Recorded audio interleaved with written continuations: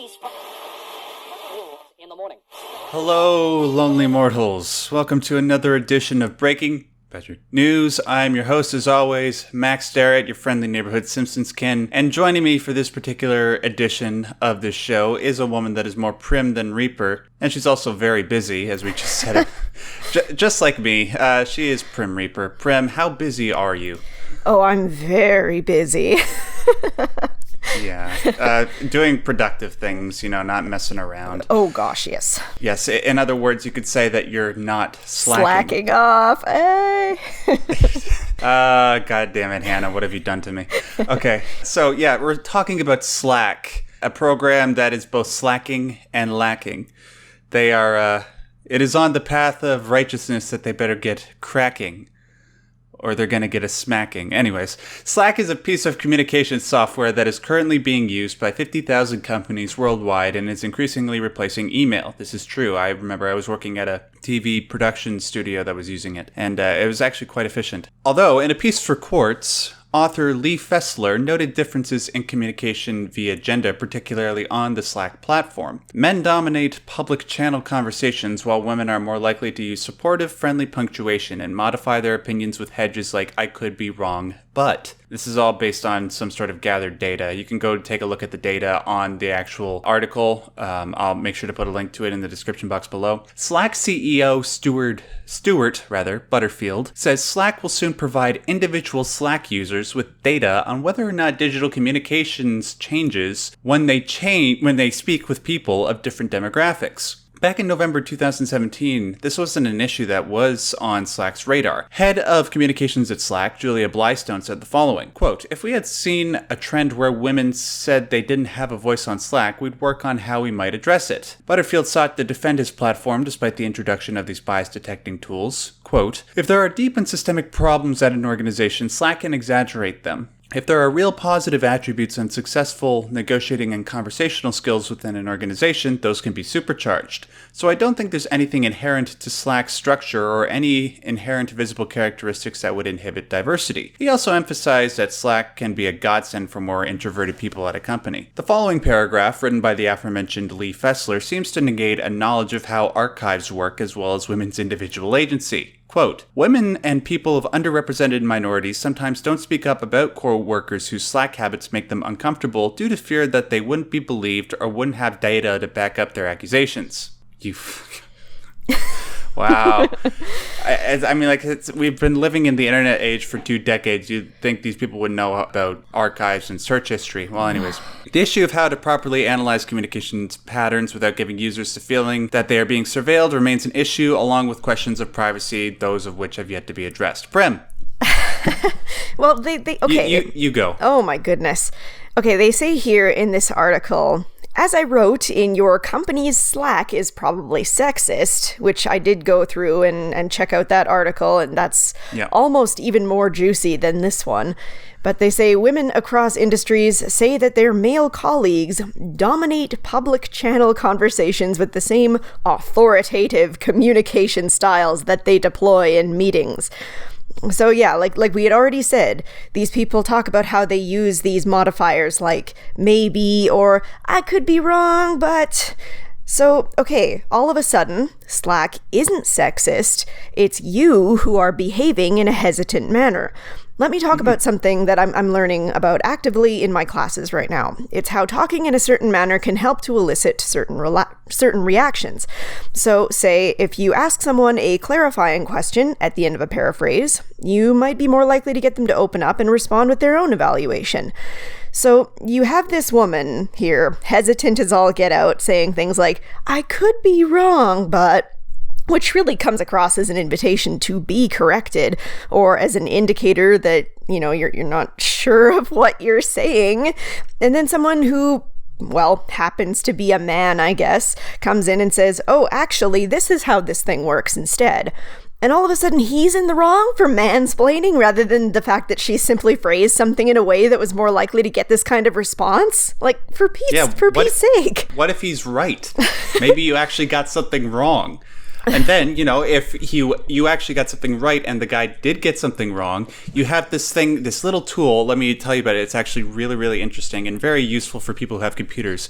It's called Control-C and then Control-P, otherwise known as copy and paste. You copy and paste where the supposed transgression took place, where the supposed bullying took place, put it in a Microsoft document, and there you go. And you'd think with the current culture that we have in workplace environments between men and women, how like anytime a woman makes any sort of accusation, especially if it's a true accusation, there can be significant financial reward as well as social bolstering of some sort. You would think that women would go ahead and do this, but no, they just have to ignore the fact that archiving conversations is actually something that you can do and hone victimhood so that instead of trying to make the world a better place for themselves and for women, they can just push forward the ideology. Oh my goodness.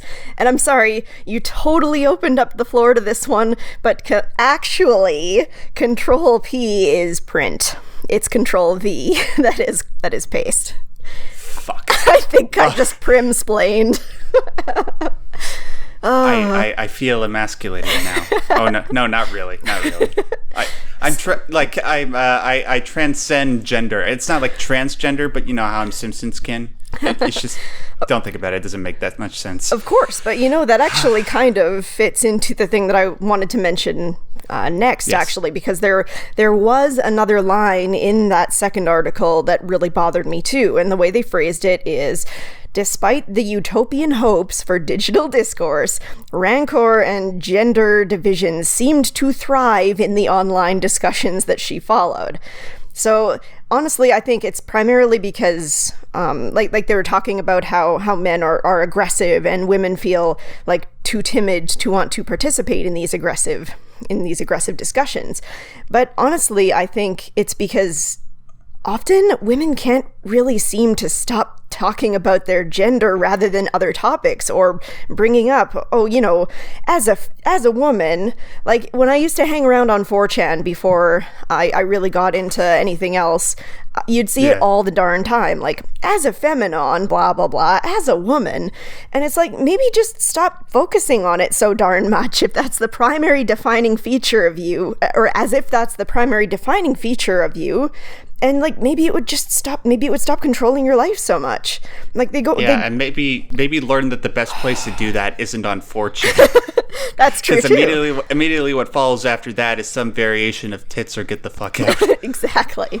So it's like, you have these people talking about how men are so much more aggressive in conversation and like women don't want to participate in it. And it's like, okay, so why is it women who get to make the demands that men are the ones that have to change rather than okay, well, maybe I should be more assertive. Like, why is this a problem? Because men have all the power in society, herdy-dur.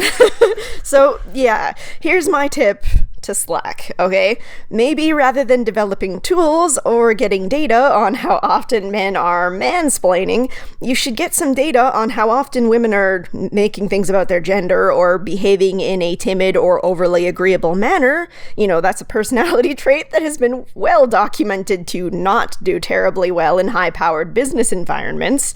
And tell them, hey, maybe if you stop taking everything down to the way someone types their punctuation personally, maybe you'd do a lot better. Just saying. Maybe don't put a smiley face at the end of every sentence. Well, I can't say that because I do that all the time. It's a chronic habit. Yeah, me too.